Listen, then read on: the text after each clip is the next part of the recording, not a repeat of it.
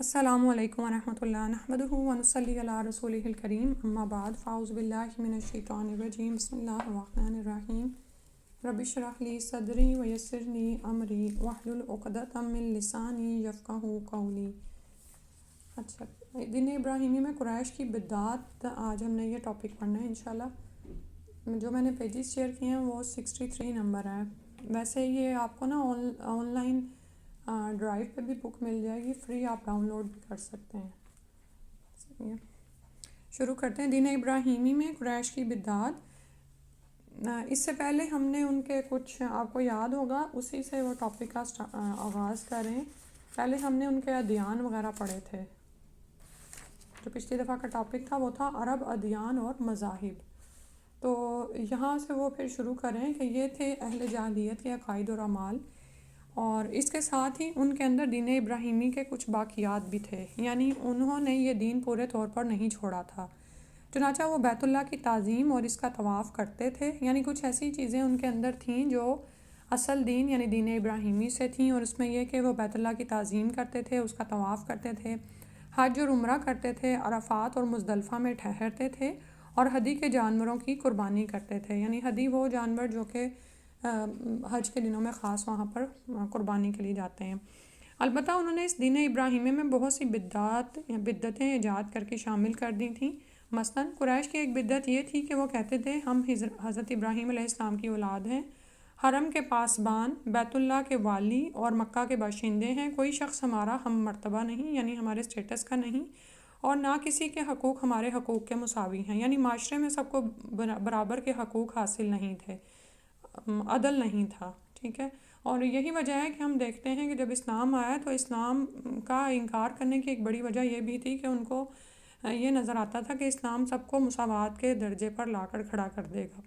اسی بنا پر اپنا نام حمص، بہادر اور گرم جوش رکھتے تھے، اور کہتے تھے کہ ہمارے شایان شان نہیں کہ ہم حدود حرم سے باہر جائیں۔ چنانچہ حج کے دوران یہ لوگ عرفات نہیں جاتے تھے اور نہ وہاں سے افادہ کرتے تھے، بلکہ مزدلفہ ہی میں ٹھہر کر وہیں سے افادہ کر لیتے تھے، یعنی پلٹ کر وہیں سے آتے تھے۔ اللہ تعالیٰ نے اس بدعت کی اصلاح کرتے ہوئے فرمایا ثم افیضوا من حیث افاض الناس، یعنی تم لوگ بھی وہیں سے افادہ کرو، یعنی پلٹو جہاں سے سارے لوگ افادہ کرتے ہیں۔ تو یعنی خود کو بڑا سمجھتے تھے اور حرم سے باہر نہیں نکلتے تھے، لیکن آپ جانتے ہیں نا کہ حج کے دنوں میں تو یہ ارکان میں شامل ہے کہ آپ عرفات تک جائیں گے، اور وقوف عرفات کے بغیر تو حج ہوتا ہی نہیں ہے، اور اس خاص گھڑی میں جو 10 الحجہ کی ہے۔ تو لیکن یہ کیا کرتے تھے کہ مزدلفہ ہی میں ٹھہر کر وہیں سے ہی واپس۔ ان کی ایک بدعت یہ بھی تھی کہ وہ کہتے تھے کہ حمص قریش کے لیے احرام کی حالت میں پنیر اور گھی بنانا درست نہیں۔ یہ حمص انہوں نے اپنا نام رکھا ہوا تھا، مطلب بہادر اور گرم جوش، کہ احرام کی حالت میں ہم پنیر اور گھی بنانا ہمارے لیے درست نہیں، اور نہ یہ درست ہے کہ بال والے گھر یعنی کمبل کے خیمے میں داخل ہو، اور نہ یہ درست ہے کہ سایہ حاصل کرنا ہو تو چمڑے کے خیمے کے سوا کہیں اور سایہ حاصل کریں۔ ان کی ایک بدعت یہ بھی تھی کہ وہ کہتے تھے کہ بیرون حرم کے باشندے حج یا عمرہ کرنے کے لیے آئیں اور بیرون حرم سے کھانے کی کوئی چیز لے کر آئیں تو اس سے ان کے لیے کھانا درست نہیں۔ اب یہاں پر رک کر ذرا یہ سوچیں کہ یہ بس ان کی ذہن کی اختراعات تھیں، اس کی کوئی دلیل نہیں ملتی۔ قرآن بار بار یہی کہتا ہے نا کہ کوئی نقلی عقلی دلیل نہیں تھی ان کے پاس ان اعمال کو کرنے کی، اور یہی حال ہمارا ہے کہ اسلام میں ہم نے صرف اپنی ذہنی اختراعات سے بہت سی ایسی بدعات کو جنم دے دیا ہے، اور بدعات وہی ہوتی ہیں، ایک تو رسوم و رواج ہوتے ہیں نا، رسوم و رواج بھی حد سے بڑھے ہوں اور غیر شرعی ہوں تو وہ بھی اجازت نہیں ہے، تو لیکن بدعات کیا ہوتی ہیں کہ دین کے نام پر کسی عمل کو دین میں شامل کرنا اور اس پر گناہ یا ثواب بھی بتانا، ٹھیک ہے۔ اب یہ جو حج کے دنوں میں کرتے تھے اس کا ہم پیچھے پڑ رہا ہے، پھر یہ کہ احرام کی حالت میں کیا جائز امور ہے کیا ناجائز یہ بھی انہوں نے اپنے سے بنائے ہوئے تھے، جو ہم نے اوپر بھی پڑھا ہے، ٹھیک ہے۔ اور پھر یہ جو یہاں پر بتایا جا رہا ہے کہ کھانے پینے میں کیا تھا کہ خود انہوں نے پنیر گھی بنانا درست نہیں ہے، کیونکہ آپ جانتے ہیں نا پنیر گھی خود ہی انسان ہی بناتے رہے ہیں، اب خیر مشینوں پہ بنتا ہے، لیکن ظاہر ہے یہ بائی پروڈکٹ ہے، تو دودھ سے آگے یہ چیزیں بنانا انہوں نے احرام کی حالت میں اپنے لیے ناجائز کر رکھا تھا۔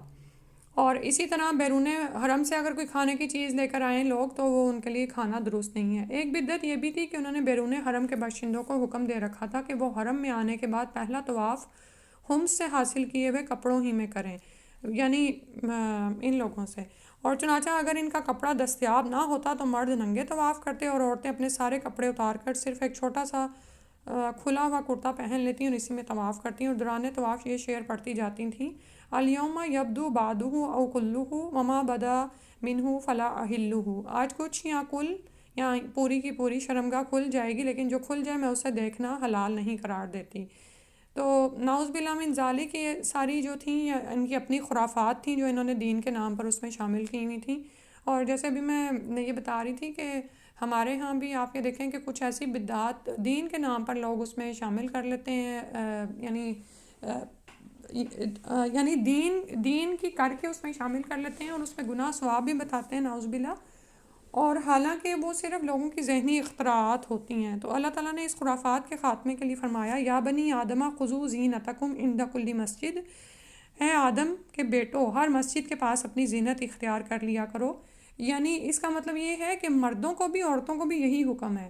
اور آپ یہ دیکھیں کہ جب آپ کسی بھی باہر کسی معزز شخص سے ملنے جاتے ہیں تو آپ اپنی زینت کا یعنی اہتمام کرتے ہیں۔ تو کہاں کہ آپ اللہ کے حضور حاضر ہو رہے ہیں، نماز میں جا رہے ہیں، تو یہی حکم جو ہے وہ بیت اللہ کے لیے بھی ہے کہ جب آپ وہاں پر جاؤ تو پھر ایک پراپر حلیے میں ہونا چاہیے۔ بہرحال اگر کوئی عورت یا مرد برتر اور معزز بن کر بیرون حرم سے لائے ہوئے اپنے ہی کپڑوں میں طواف کر لیتا تو طواف کے بعد ان کپڑوں کو پھینک دیتا، ان سے نہ خود فائدہ اٹھاتا نہ کوئی اور۔ قریش کی ایک بدعت یہ بھی تھی کہ وہ حالت احرام میں گھر کے اندر دروازے سے داخل نہ ہوتے تھے، بلکہ گھر کے پچھواڑے ایک بڑا سا سوراخ بنا لیتے اور اسی سے آتے جاتے تھے اور اپنے اسی اجڑ پنے کو نیکی سمجھتے تھے۔ قرآن کریم نے اس سے بھی منع فرمایا۔ یہی دین یعنی شرک و بت پرستی اور توہمات اور خرافات پر مبنی عقیدہ اور عمل والا دین عام اہل عرب کا دین تھا، یعنی زیادہ تر لوگ اسی پر ہی عمل کر رہے تھے، عوام اسی پر ہی تھی۔ اس کے علاوہ جزیرۃ العرب کے مختلف اطراف میں یہودیت، مسیحیت، مجوسیت اور صابئیت نے بھی در آنے کے مواقع پا لیے تھے، لہٰذا ان کا تاریخی خاکہ بھی مختصراً پیش کیا جا رہا ہے۔ یعنی یہودیت، مسیحیت کو آپ جانتے ہیں، آگے مجوسیت کا بھی ہم پڑھ لیتے ہیں، صابئیت کا بھی، یہ بھی قرآن میں ان کے نام باقاعدہ طور پر آئے ہیں۔ جزیرۃ العرب میں یہود کے کم از کم 2 ادوار ہیں۔ پہلا دور اس وقت سے تعلق رکھتا ہے جب فلسطین میں بابل اور آشور کی حکومت کی فتوحات کے سبب یہودیوں کو ترک وطن کرنا پڑا۔ اس حکومت کی سخت گیری اور بخت نصر کے ہاتھوں یہودی بستیوں کی تباہی اور ویرانی، ان کے ہیکل کی بربادی اور ان کی اکثریت کی ملک بابل کو جلا وطنی کا نتیجہ یہ ہوا کہ یہود کی ایک جماعت فلسطین چھوڑ کر حجاز کے شمالی اطراف میں آ بسی۔ ٹھیک ہے، یعنی یہ کس دور میں اس طرف آئے تھے یہاں پر یہ بتایا جا رہا ہے، کیونکہ ادروائز تو ہم جانتے ہیں نا کہ یہ لوگ فلسطین اور شام کی سائٹس پر تھے۔ دوسرا دور اس وقت شروع ہوتا ہے جب ٹائٹس رومی کی زیر قیادت 70 عیسوی میں رومیوں نے فلسطین پر قبضہ کیا۔ اس موقع پر رومیوں کے ہاتھوں یہودیوں کی دار و گیر یعنی پکڑ دھکڑ شروع ہوئی اور ان کے ہیکل کی بربادی کا نتیجہ یہ ہوا کہ متعدد یہودی قبیلہ حجاز بھاگ گئے، یعنی بہت سارے یہودیوں نے ادھر آ کر پناہ لی اور یثرب، خیبر اور تیماء میں آباد ہو کر یہاں اپنی باقاعدہ بستیاں بسا لیں اور قلعے اور گھڑیاں تعمیر کر لیں۔ ٹھیک ہے، اب آپ کو ان کا بھی بیک گراؤنڈ پتہ چل گیا کہ مدینہ کے اطراف میں یہ آباد تھے، یثرب میں بھی آئے ہیں، مدینہ کا پرانا نام ہے۔ تو پھر بعد میں جب ہم غزوہ خیبر اور وہ تمام پڑھیں گے تو ہمارے لیے یہ آسانی ہوگی کہ یہ کس وقت یہاں پر آئے تھے اور اس کے بعد یہ یہودی وہاں پر کیا کر رہے تھے۔ ان تارکین وطن یہود کے ذریعے عرب باشندوں میں کسی قدر یہودی مذہب کا بھی رواج ہوا۔ ٹھیک ہے، یعنی ظاہر ہے ان کے ذریعے سے پھر ان میں بھی آیا یہ، اور اسے بھی ظہور اسلام سے پہلے اور اس کے ابتدائی دور کے سیاسی حوادث میں قابل ذکر حیثیت حاصل ہو گئی۔ ظہور اسلام کے وقت مشہور یہودی قبائل یہ تھے: خیبر، نضیر، مستلق، قریظہ اور قینقاع۔ سمہودی نے وفاء الوفا میں ذکر کیا ہے کہ یہود قبائل کی تعداد 20 سے زیادہ تھی۔ کچھ مشہور کے انہوں نے یہاں پر نام لکھ دیے ہیں، اور یہ ان کے ساتھ نا غزوے بھی ہوئے ہیں مسلمانوں کے، وہ پھر جب ہم آگے نام پڑھیں گے تو ہمیں آسانی ہو جائے گی۔ یہودیت کو یمن میں بھی فروغ حاصل ہوا، یہاں اس کے پھیلنے کا سبب تبان اسعد ابو قرب تھا۔ یہ شخص جنگ کرتا ہوا یثرب پہنچا، وہاں یہودیت قبول کر لی اور بنو قریظہ کے 2 یہودی علماء کو اپنے ساتھ یمن لے آیا، اور ان کے ذریعے یہودیت کو یمن میں وسعت اور پھیلاؤ حاصل ہوا۔ ابو کرب کے بعد اس کا بیٹا یوسف زانوس یمن کا حاکم ہوا تو اس نے یہودیت کے جوش میں نجران کے عیسائیوں پر حلہ بول دیا اور انہیں مجبور کیا کہ یہودیت قبول کریں، مگر انہوں نے انکار کر دیا۔ اس پر ذو نواس نے خندق کھدوائی اور اس میں آگ جلوا کر بوڑھے بچے مرد عورت سب کو بلا تمیز یعنی بغیر کسی فرق کے آگ کے الاؤ میں جھونک دیا۔ کہا جاتا ہے کہ اس حادثے کا شکار ہونے والوں کی تعداد 20 سے 40 ہزار کے درمیان تھی، یعنی 20 سے 40,000 کے درمیان۔ یہ اکتوبر 523 عیسوی کا واقعہ ہے۔ قرآن مجید نے سورہ بروج میں اسی واقعے کا ذکر کیا۔ یہ واقعہ آپ نے سے جس نے بھی تفسیر پڑھی ہو اما پارا کی، اس میں آپ نے پڑھا ہوگا، اور بڑی یعنی خندقیں کھدوائی گئی تھیں، اس میں آگ کے الاؤ روشن کیے گئے اور بغیر کسی تمیز کے، یعنی کہ جو بھی بچہ مرد عورت سب کو جو سا گرنے پر مجبور کر دیا گیا تھا کہ یا تو یہودیت قبول کرو یا پھر اس آگ میں جلو۔ جہاں تک عیسائی مذہب کا تعلق ہے تو بلاد عرب میں اس کی آمد حبشی اور رومی قبضہ گیروں اور فاتحین کے ذریعے ہوئی۔ اچھا، اب یہاں پر یہ جو پچھلا واقعہ ہم نے پڑھا نا، اس میں یہ یاد رکھیں کہ یہ جو عیسائی ہیں نا، یہ اس زمانے کے مسلمان تھے، ٹھیک ہے۔ یہودیوں نے ان کو لادین کرنے پر زبردستی کی تھی، اور اسی میں وہ پھر آپ اس بچے کا واقعہ بھی پڑھتے ہیں نا جس کی ماں تھوڑا سا جھجکی تھی آگ میں اترنے کو، تو بچے نے اس کو حوصلہ دیا تھا، وہ بھی شیر خوارگی میں ہی بولا تھا۔ اچھا، ہم بتا چکے ہیں کہ یمن پر حبشیوں کا قبضہ پہلی بار 340 عیسوی میں ہوا اور 378 عیسوی تک برقرار رہا۔ اس دوران یمن میں مسیحی مشن کام کرتا رہا۔ تقریباً اسی زمانے میں ایک مستجاب الدعوات اور صاحب کرامات زاہد جس کا نام فیمیون تھا نجران پہنچا۔ اچھا، یہ مستجاب الدعوات کا مطلب ہوتا ہے کہ جس کی دعائیں قبول ہوتی ہیں، ٹھیک ہے۔ اور صاحب کرامت ہوتی ہے کہ نبی کے علاوہ کسی اللہ کے ولی کے ہاتھ پر کوئی خرق عادت چیز رونما ہو۔ خرق عادت کا مطلب ہوتا ہے کہ روٹین سے ہٹ کر، جیسے جیسے معجزہ ہوتا ہے نا جو نبیوں کے ہاتھوں پہ ہوتا ہے۔ جیسے اسماعیل علیہ السلام ابھی بچے ہی تھے کہ ان کے لیے جبرائیل علیہ السلام آئے اور زمزم کا چشمہ پھوٹا، تو اسی طرح سے ولی اللہ جو ہوتے ہیں ان کے ہاتھوں پر اللہ تعالیٰ ایسی کرامت دکھاتے ہیں تاکہ لوگ یقین کریں۔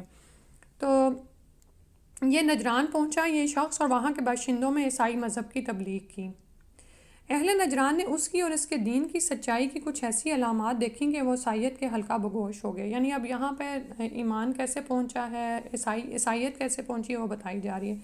پھر ذو نواس کی کارروائی کے رد عمل کے طور پر حبشیوں نے دوبارہ یمن پر قبضہ کیا اور ابرہہ نے حکومت یمن کی باغ دوڑ اپنے ہاتھ میں لی، تو اس نے بڑے جوش و خروش کے ساتھ بڑے پیمانے پر عیسائیت کو فروغ دینے کی کوشش کی، اور اس ابرہہ کا قصہ بھی آگے ہم پڑھیں گے۔ اسی جوش و خروش کا نتیجہ تھا کہ اس نے یمن میں ایک کعبہ تعمیر کیا اور کوشش کی کہ اہل عرب کو مکہ اور بیت اللہ سے روک کر اسی کا حج کرائے، ٹھیک ہے۔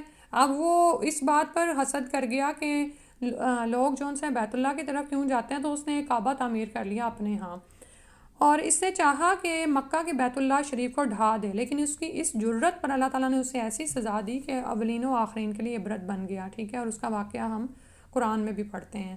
دوسری طرف رومی علاقوں کی ہمسائیگی کے سبب آل غسان، بنو تغلب اور بنو طی وغیرہ قبائل عرب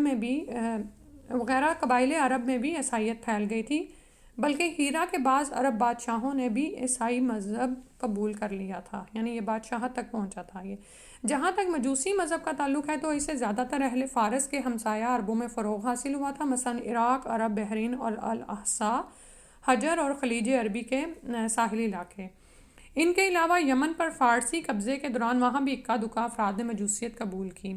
اچھا، اب مجوسیت کا تو تعلق اہل کتاب یعنی کہ الہامی مذہب سے نہیں ہے۔ ابھی جو دو اوپر ہم نے پڑھے نا وہ الہامی مذہب ہیں، چاہے ان میں تحریفات ہو چکی ہوں اور لیکن وہ آئے اللہ کی طرف سے تھے، ٹھیک ہے۔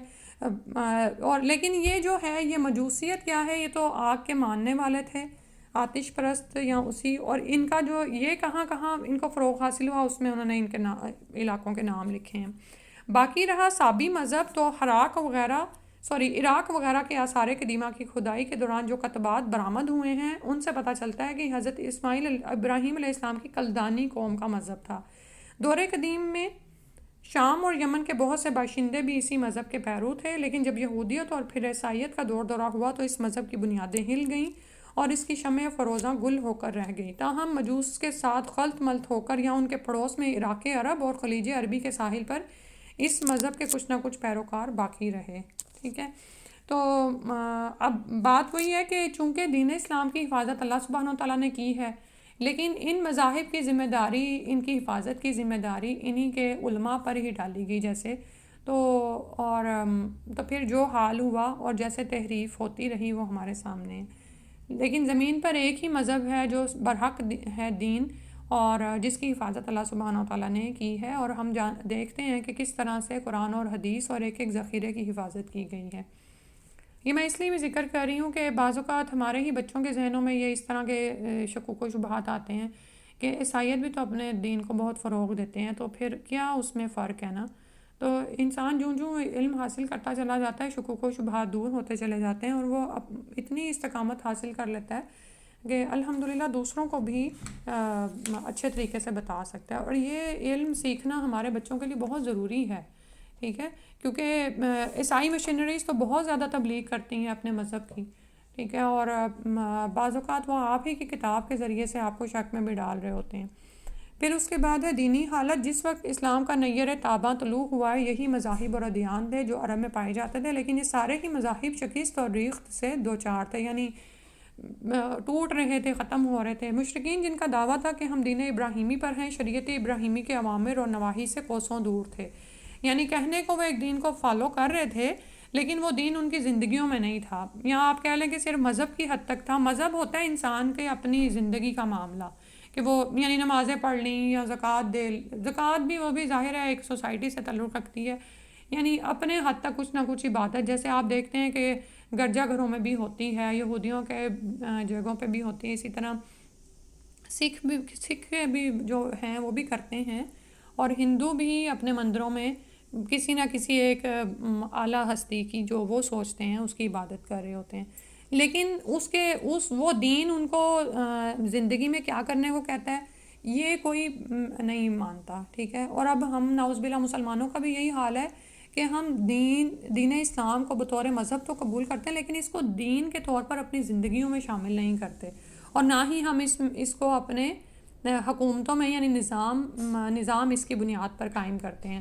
تو یہی مطلب ہے کہ سارے ہی مذاہب جو تھے شکست اور ریخت سے دوچار تھے، یعنی ختم ہو رہے تھے، اور اوامر و نواہی سے کوسوں دور تھے. یعنی نہ تو اس کے جو یہ حکم دیتا تھا دین اس کی پیروی نہیں کرتے تھے، اور جن باتوں سے روکتا تھا اس سے رکتے نہیں تھے. اس شریعت نے جن مکارم اخلاق کی تعلیم دی تھی ان سے ان مشرکین کو کوئی واسطہ نہیں تھا. ان میں گناہوں کی بھرمار تھی. طول زمانہ کے سبب ان میں بت پرستوں کی وہی عادات اور رسوم پیدا ہو چلی تھیں جنہیں دینی خرافات کا درجہ حاصل ہے. طول زمانہ کا مطلب ہے کہ جو مذہب آیا تھا اور جو اصل حالت میں تھا اس پہ زمانے کی ایسی گرد پڑ گئی ہوئی تھی کہ اب جو ماحول میں ہو رہا تھا اور ارد گرد جو لوگوں کو کرتے دیکھتے تھے وہی چیزیں ان میں بھی رچ بس گئی تھیں. اور ان عادات اور رسوم نے ان کی اجتماعی، سیاسی اور دینی زندگی پر نہایت گہرے اثرات ڈالے تھے. ٹھیک ہے. اجتماعی یعنی کلیکٹیولی ظاہر ہے انسان ایک معاشرتی حیوان جیسے ہم کہتے ہیں ہے تو نہیں ہے حیوان، لیکن معاشرت جو ہے نا وہ ہماری بنیادی ضرورت ہے. ہم اکیلے نہیں رہ سکتے. ہر انسان کے اندر یہ چیز ہے تھوڑی یا زیادہ کہ ہم اکیلے کسی ویکیوم میں بند ہو کے نہیں رہ سکتے. ٹھیک ہے. تو اب اس اجتماعی زندگی کو گزارنے کے لیے آپ کو مذہب کوئی نہ کوئی گائیڈ لائنز دیتا ہے کہ آپ اس پر عمل کریں. لیکن بس جب وہ پیچھے کہیں چلی جاتی ہیں چیزیں تو پھر وہ جو لوگ اپنے دماغ میں مختلف عادات اور رسوم بنائے ہوتے ہیں دیکھا دیکھی سبھی وہی کرنا شروع ہو جاتے ہیں. یہی حال سیاست کا ہوتا ہے پھر کہ حکومت کس کی ہو، کن اصول و ضوابط پر چلائی جائے، یعنی کہ پولیٹکس کیا ہو. اور اسی طرح دینی زندگی یعنی اوورآل جو پورا ایک نظام ہے مذہب کا، عبادت کس کی ہوگی اور زندگی کے معاملات میں کس کے احکامات مانے جائیں گے اور کن نواحی سے رکا جائے گا، یہ سب کچھ اس میں اصل دین تو رہ نہیں تھا گیا، بلکہ جو ارد گرد عادات اور رسوم چل رہی تھیں وہی سب کی زندگیوں میں شامل ہو گئی تھیں. اللہ ماشاء اللہ. یہودی مذہب کا حال یہ تھا کہ وہ محض ریاکاری اور تحکم بن گیا تھا. یہودی پیشوا اللہ کے بجائے خود رب بن بیٹھے تھے. ٹھیک ہے. رب کا مطلب ہوتا ہے خالق، مالک، مدبر. ٹھیک ہے. جس نے پیدا کیا ہے، جو آپ کو اون کرتا ہے. تو جو اون کرتا ہے اور جو تدبیر کرتا ہے آپ کے معاملات کی، تو وہی حق رکھتا ہے کہ اس کی عبادت کی جائے. لیکن جب اس کو چھوڑ کر آپ لوگوں کی بات مان رہے ہیں اور جو لوگ کہہ رہے ہیں وہی آپ کر رہے ہیں، تو مطلب یہ آپ نے لوگوں کو چھوڑ کر ان کو رب بنا رکھا ہے۔ تو یہودیوں کا یہ حال تھا، لوگوں پر اپنی مرضی چلاتے تھے اور ان کے دلوں میں گزرنے والے خیالات اور ہونٹوں کی حرکات تک کا محاسبہ کرتے تھے۔ یعنی حال یہ ہو گیا تھا کہ بہت جیسے آگے انسان گزر جائے۔ ان کی ساری توجہ اس بات پر مرکوز تھی کہ کسی طرح مال و ریاست حاصل ہو، خواہ دین برباد ہی کیوں نہ ہو، یعنی دنیا میں پڑے ہوئے لوگ۔ اچھا، جب بھی ہم سیرہ یا قرآن کا مطالعہ کریں، بنیادی طور پر ہمارا جو کام ہونا چاہیے وہ یہ کہ ہم اپنی دینی حالت کا اندازہ کرتے رہیں، کیونکہ دین انسان پس پش ڈالتا ہے، غیر سنجیدہ رویہ اختیار کرتا ہے اور اس کے بارے میں سنجیدہ نہیں ہوتا۔ کیوں نہیں ہوتا؟ کیونکہ اس کو آخرت کے فائدوں پر اور آخرت کی حقیقت پر پورا یقین نہیں ہوتا۔ یقین کی کمی ہونا شروع ہو جاتی ہے، ایمان میں کمی ہونا شروع ہوتی ہے، تو پھر کیا ہے، دنیا کی محبت اس کے اوپر حاوی آتی ہے، ٹھیک ہے، اور وہ دنیا حاصل کرنا چاہتا ہے، خواہ دین برباد ہی کیوں نہ ہو جائے، اور کفر اور الحاد کو فروغ ہی کیوں نہ حاصل ہو۔ کفر کا مطلب ہوتا ہے بالکل ہی انکار کر دینا، الحاد کا مطلب ہے کہ داخل ہونا اور پھر جانا، اور ان تعلیمات کے ساتھ تساہل ہی کیوں نہ بڑھتا جائے۔ یعنی ان کو اس بات کی پرواہ نہیں رہی تھی کہ جو تعلیمات ہمارا مذہب ہمیں بتاتا ہے ہم اس کے ساتھ سستی اور کاہلی کریں، یعنی ان کو نہ مانیں۔ اب اس میں ہم اپنے آپ کو بھی ذرا ہم جائزہ لے لیں۔ تساہل، یعنی تساہل کا مطلب ہوتا ہے سستی برتنا، غفلت، کوئی یعنی کہ جو اہمیت ایک حکم کو دینی چاہیے وہ نہ دینا، ٹھیک ہے۔ اب بچوں کو آپ کہتے رہتے نماز پڑھیں، وہ کیا کرتے ہیں؟ وہ آپ کی بات نہیں سنتے، آپ کے دل میں بڑا ہوتا ہے یا اللہ یہ نماز چھوڑ رہا ہے، یہ کیا کر رہا ہے، ٹھیک ہے، کیونکہ آپ نے علم حاصل کیا، اب آپ کو یہ شعور ہے کہ نماز چھوڑی تو نقصان بڑا ہوگا، کیونکہ قیامت والے دن تو سوال ہی پہلا نماز کا ہے۔ جو اس سوال میں کامیاب ہو گیا اس کے باقی بھی معاملات سیٹ ہو گئے، اور جو نماز کے سوال پر ہی پھنس گیا اس کا تو باقی بھی اللہ ہی حافظ ہے۔ تو پھر ہم لوگ ان کے لیے پریشان ہوتے ہیں۔ اسی طرح ہم اپنی زندگی میں دیکھیں کہ ہم کتنے پلانز، کتنی کمٹمنٹس کرتے ہیں۔ اب رمضان آ رہا ہے نا، تو ہم یہ کریں گے، یہ بھی کریں، وہ بھی کریں، لیکن کتنی دفعہ ہم سستی اور کاہلی کا شکار ہو جاتے ہیں، کیونکہ ازلی دشمن تو ہمارے ساتھ لگا ہوا ہے نا، ٹھیک ہے۔ تو ان تعلیمات کے ساتھ تساہل ہی کیوں نہ بڑھتا جائے جن کی تقدیس کا اللہ تعالیٰ نے ہر شخص کو حکم دیا ہے۔ تقدیس مطلب یہ کہ اس کا ادب احترام کیا جائے، اس کو مقدس جانا جائے، اور جب انسان کسی چیز کو مقدس جانتا ہے، وہ اس کو اہمیت دیتا ہے تو اس پر عمل بھی کرتا ہے، اور جن پر عمل درآمد کرنے کی اللہ نے ترغیب دی ہے، ٹھیک ہے۔ عیسائیت ایک ناقابل فہم بت پرستی بن گئی تھی۔ اب پہلے یہودیوں کا بتایا کہ ان کا کیا حال تھا، ٹھیک ہے، اور عیسائیت کا بتایا کہ وہ تو ایک سمجھ میں نہ آنے والی کوئی بت پرستی ہی تھی، وہ الہامی دین نہیں رہا تھا۔ اس نے اللہ اور انسان کو عجیب طرح سے خلط ملط کر دیا تھا۔ پھر جن عربوں نے اس دین کو اختیار کیا تھا ان پر اس دین کا کوئی حقیقی اثر نہ تھا، کیونکہ اس کی تعلیمات ان کے مألوف طرز زندگی سے میل نہیں کھاتی تھیں، ٹھیک ہے۔ یعنی جو اس کی تعلیمات تھی نا، جو طرز زندگی وہ پسند کرتے تھے، جس سے وہ الفت رکھتے تھے، وہ اس سے ملتی جلتی نہیں تھیں، اور وہ اپنا طرز زندگی چھوڑ نہیں سکتے تھے۔ اب لائن تو ایک ہے، لیکن ہم یہ سوچیں گے جیسے قرآن میں آتا نا فیہ ذکرکم، اسی طرح جب ہم سیرت پڑھیں گے نا، اور دین کے آنے سے پہلے عرب میں کیا حالات تھے، اس کو آپ اس طرح سے لیں گے کہ ہم شعوری طور پر دین قبول کرنے کی کوششیں کرتے رہتے ہیں ہر وقت، تو اس سے پہلے ہمارے کیا حالات ہیں، ہم کیوں نہیں احکامات کو مانتے؟ کیونکہ اس کی تعلیمات ہماری پسندیدہ زندگی سے میچ نہیں کھاتی۔ یہاں لوگوں کی زبانوں سے آپ ایسی باتیں سنتے ہوں گے نا، 14 سال پرانا دین ہے، اب اس کی تعلیمات آج کے دور پر قابل عمل نہیں ہے، نعوذ باللہ، ٹھیک ہے۔ سیاست نہیں چلے گی ہماری نا، ہماری اجتماعی زندگی کیسے ہم گزاریں گے لوگوں کے ساتھ، یا یہ کہ ہماری سماجی زندگی متاثر ہوتی ہے، یہ فلاں رسم و رواج نہ کیے تو شادی نہیں ہوگی بچے کی، یہاں نکاح فوتگی پہ یہ نہ کیا تو وہ، یہ سب کچھ دیکھنے والا ہے ہم اپنی زندگیوں میں۔ تو ان کا یہ حال تھا کہ پھر وہ اپنا طرز زندگی چھوڑ نہیں سکتے تھے۔ ویسے بھی عیسائیوں نے اپنے مذہب کو ایک عجیب سا ملغوبہ بنا دیا تھا، جو بت پرستی کی شکل بن گیا تھا، اور اگر ان کے کوئی اچھے احکامات، یعنی آپ یہ دیکھیں نا کہ اگر عیسائیت کے وہ دیکھے جائیں، جو ان کے آپ کے شاید کسی کوئی بچہ جاتا ہو کرسچن اسکول میں، تو جو ان کی اخلاق کے حوالے سے جو باتیں ہیں نا، وہ معروف جو بھی چیزیں ہیں وہ ہمارے دل کو لگتی ہیں، لیکن عمل وہی کرے گا نا جو اپنے دل کی خواہشات کو ایک طرف کر دے گا، ٹھیک ہے۔ تو وہ اپنا طرز زندگی نہیں چھوڑ سکتے تھے، تو جو کچھ عیسائیت میں اچھا یا بچا ہوا تھا وہ بھی نہیں، اس پر بھی نہیں عمل کرتے تھے۔ باقی ادیان عرب کے ماننے والوں کا حال مشرکین ہی جیسا تھا، کیونکہ ان کے دل یکساں تھے، عقائد ایک سے تھے، یعنی شرک تھا ان کی زندگیوں میں، اور رسم و رواج میں ہم آہنگی تھی، یعنی ایک ہی جیسے رسم و رواج تھے، عقیدہ بھی ایک سا ہی تھا۔ وہ کیا عقیدہ تھا کہ اللہ ہے، لیکن اس نے اپنے کچھ اختیارات باقی دیوی دیوتاؤں کو بھی تفویض کیے ہوئے ہیں، یا یہ کہ ہم اللہ کا قرب ان دیوی دیوتاؤں کے ذریعے سے چاہتے ہیں، اور بے شمار ایسے، ٹھیک ہے۔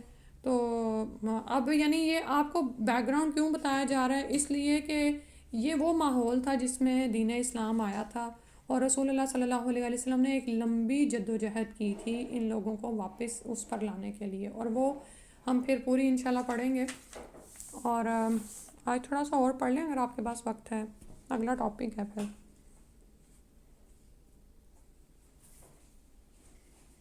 جی رابعہ اینڈ فریدہ۔ ہاں جزاک اللہ خیر۔ کتنی دیر کا اگلا ٹاپک؟ ہاں جی، کتنی دیر کا اگلا ٹاپک؟ ٹاپک تو پھر شروع ہو گیا تو وہ تو لمبا ہی ہے، لیکن ایک دو صفحے پڑھ لیتے ہیں اگر آپ کہیں تو، بس اس طرح ہی۔ جی ایک دو صفحے پڑھ لیں، ٹھیک ہے۔ ہاں، کیونکہ پھر انشاءاللہ تھوڑی تھوڑی کر کے ہی ختم کرنی ہے، ٹھیک ہے، پھر آگے تو ویسے بھی رمضان میں شاید بریک کرنی پڑے۔ چلیں اگلا صفحہ ہے 68 نمبر ہے، جاہلی معاشرے کی چند جھلکیاں۔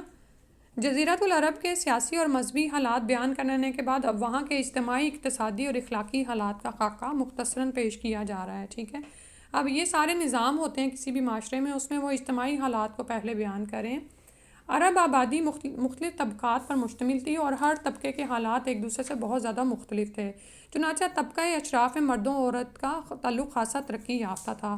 عورت کو بہت کچھ خود مختاری حاصل تھی، اس کی بات مانی جاتی تھی، اس کا اتنا احترام اور تحفظ کیا جاتا تھا کہ اس راہ میں تلواریں نکل پڑتی تھیں، ٹھیک ہے۔ جیسے پیچھے ہم پڑھ رہے ہیں نا کہ مساوات نہیں تھی، تو پھر اسٹیٹس وائز ان کے مختلف حالات تھے، کیونکہ ہم یہ بھی پڑھتے ہیں کہ عورت کو کوئی مقام نہیں دیتے تھے، لیکن جو طبقہ اشراف میں یعنی ایلیٹ کلاس میں جو عورتیں تھیں نا، انہیں انڈیپینڈنٹ بھی تھیں، اور ان کی بات مانی جاتی تھی، اور اتنا ادب احترام ان کا کیا جاتا تھا کہ اس راہ میں تلواریں نکل پڑتی تھیں، یعنی عورت کے نام پر، اور خون ریزیاں ہو جاتی تھیں۔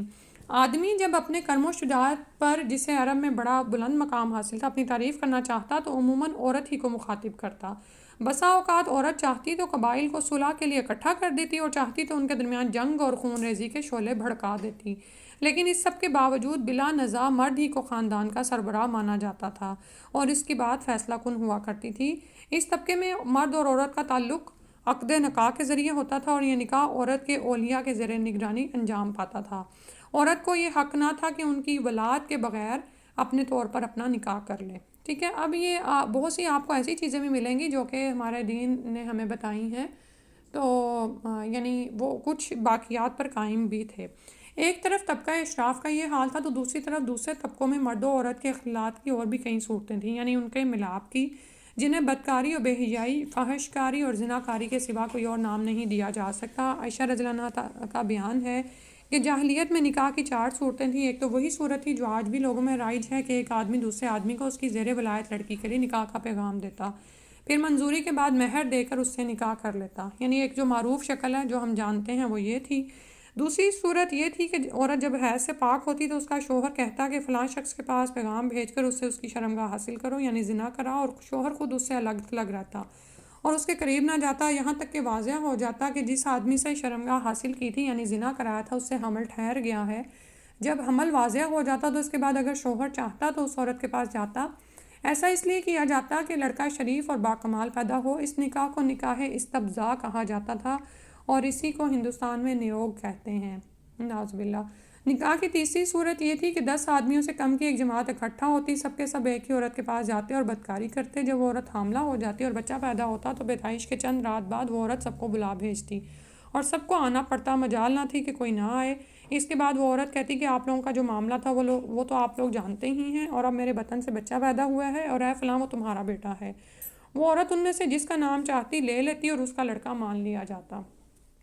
اب یعنی امیجن کریں کہ جس معاشرے میں بے حیائی اور بدکاری اس حد تک عام ہو، اور اس میں ایک آدمی یعنی کہ رسول صلی اللہ علیہ وآلہ وسلم توحید کی دعوت دیتے ہیں اور ایک صاف ستھرا مساوات والا مذہب پیش کرتے ہیں، تو پھر وہاں پر کیا صورتحال ہوئی ہوگی نا، ٹھیک ہے۔ اس سے سیرت کو سمجھنے میں بہت مدد ملتی ہے کہ ایسی مخالفت اور پھر جب یہ حق دین ان لوگوں کے دلوں میں اتر گیا تو کیسے ان لوگوں کا عمل بدلا اور اسلام کیسے تیزی سے پھیلا۔ چوتھا نکاح یہ تھا کہ بہت سے لوگ اکٹھے ہوتے اور کسی عورت کے پاس جاتے، وہ اپنے پاس کسی آنے والے سے انکار نہ کرتی۔ یہ رنڈیاں ہوتی تھیں جو اپنے دروازوں پر جھنڈیاں گاڑے رکھتی تھیں تاکہ نشانی کا کام دے اور جو ان کے پاس جانا چاہے بے دھڑک چلا جائے۔ نعوذ باللہ، آپ یہ دیکھیں کہ یہ چیز بھی ہے کہ لوگ یعنی ہمارے بھی معاشروں میں ایسے پائی جاتی ہیں۔ جب ایسی عورت حاملہ ہوتی اور بچہ پیدا ہوتا تو سب کے سب اس کے پاس جمع ہوتے اور قیافہ شناس کو بلاتے۔ قیافہ شناس کا مطلب ہوتا ہے کہ وہ قیافہ لگاتا، اندازہ قائم کرتا۔ قیافہ شناس اپنی رائے کے مطابق اس لڑکے کو کسی بھی شخص کے ساتھ ملحق کر دیتا، یعنی کہ اس کا ہے، پھر یہ اسی سے مربوط ہو جاتا اور اسی کا لڑکا کہلاتا، وہ اس سے انکار نہیں کر سکتا تھا۔ جب اللہ تعالیٰ نے محمد صلی اللہ علیہ وآلہ وسلم کو مبعوث فرمایا تو جاہلیت کے سارے نکاح منہدم کر دیے، یعنی ان کو ختم کر دیا۔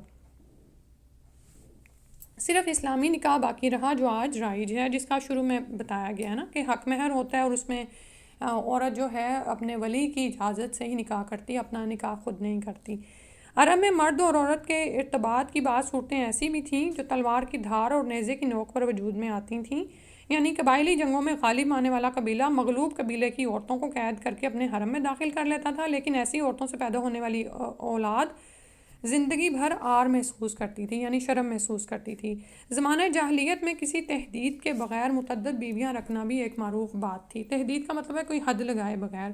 لوگ ایسی دو عورتیں بھی بیک وقت نکاح میں رکھ لیتے تھے جو آپس میں سگی بہن ہوتی تھیں، حالانکہ آپ جانتے ہیں نا کہ یہ کچھ چیزیں جو تھیں وہ جن سے انہیں روکا گیا تھا۔ باپ کے طلاق دینے یا وفات پانے کے بعد بیٹا اپنی سوتیلی ماں سے بھی نکاح کر لیتا تھا، اور اس سے بھی روکا گیا کیوں؟ آپ جانتے ہیں کہ جو رخصتی کر کے آ جائے تو پھر اس کے بعد جو ہے وہ کیا ہے، وہ سسر کی محرم ہو جاتی ہے۔ باپ کے طلاق یا وفات پانے کے بعد بیٹا اپنی سوتیلی ماں سے بھی نکاح کر لیتا تھا۔ طلاق کا اختیار مرد کو حاصل تھا اور اس کی کوئی حد معین نہ تھی۔